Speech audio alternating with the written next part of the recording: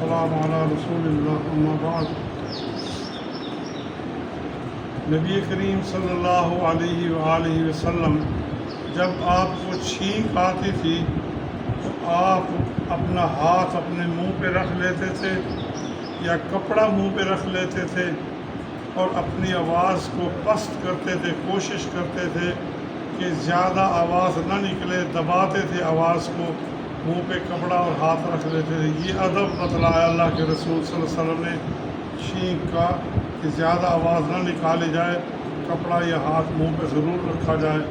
تو ساتھ آپ نے دوسری حدیث میں یوں بیان فرمایا کہ جب بندے کو چھینک آئے تو چھینک مارنے والا کہے الحمدللہ، جسے چھینک آئے وہ کہے الحمدللہ، اور جو اس کے پاس بیٹھا ہو وہ اس کو جواب میں کہے یرحمک اللہ۔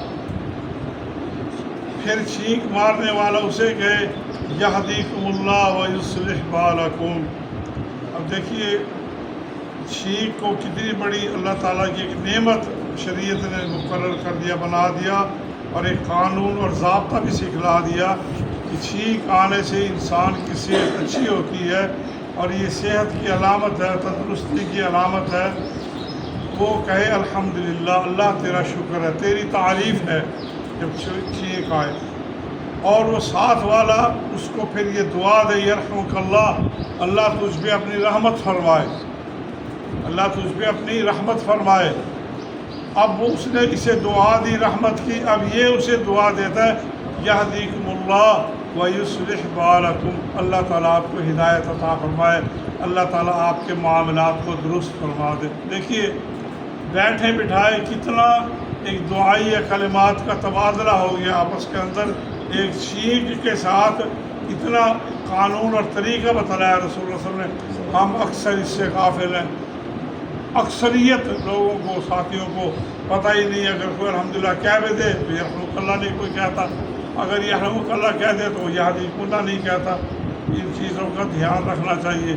گھر میں اگر کوئی بیٹھا ہے گھر کے افراد میں سے اور وہاں بندہ چھینک آتی ہے اور اس قانون کو سامنے رکھ کے وہ کہتا ہے تو کتنی خیر و برکت ہوگی گھر کے اندر، ہدایت کی، رحمت کی، اور اللہ کا شکر ادا کیا۔ وہ سارے ساتھی ہیں، وہ چھینکتے وقت بہت ساری آواز نکال دیتے، دور تک جاتی ہے، ڈر جاتے ہیں لوگ ان کی چھینک سے، نہیں نکالنی چاہیے۔ منع کیا اللہ کے نبی صلی اللہ علیہ وسلم نے کہ جب چھینک آئے آہستہ آواز کر لیتے، منہ پہ ہاتھ رکھ لیتے تھے اور یا کپڑا رکھ لیتے تھے۔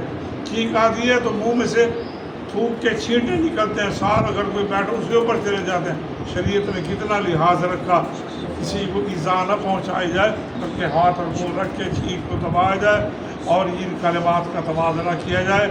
چھینک مارنے والا الحمدللہ کہے اور وہ سننے والا ساتھ والا یرحمک اللہ کہے، اور پھر چھینک مارنے والا کہ یہدیکم اللہ ویصلح بالکم۔ اللہ تعالیٰ ہمیں عمل کی توفیق